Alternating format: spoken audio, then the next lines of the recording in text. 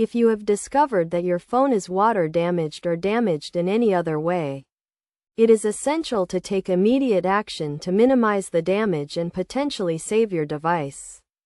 First, if your phone has been exposed to water, turn it off immediately. This is crucial as it can prevent short circuits and further damage.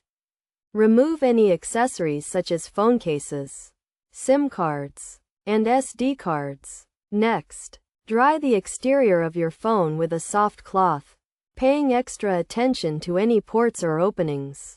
Do not use a hairdryer or any other heat source to speed up the drying process, as this can cause additional damage. Then, submerge your phone in a bowl of uncooked rice or use a desiccant packet to help absorb any moisture that may have seeped into the device. Leave your phone in the rice or with the desiccant packet for at least 24 to 48 hours to allow for maximum drying time. After this period, remove your phone from the rice or desiccant packet and try to turn it on. If it does not turn on, do not attempt to charge it or force it to turn on, as this can cause further damage.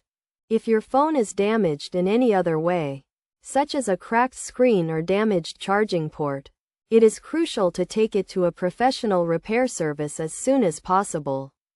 They can assess the damage and provide a quote for the necessary repairs.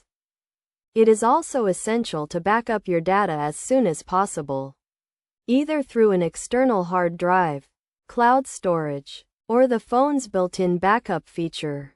This will ensure that your important files and information are safe, even if your phone is beyond repair. Finally, to prevent water damage or other types of damage in the future, consider using a waterproof phone case and being more mindful of your surroundings when using your device near water or in situations where it may be prone to damage. By taking these steps and being proactive, you can help extend the life of your phone and prevent costly repairs.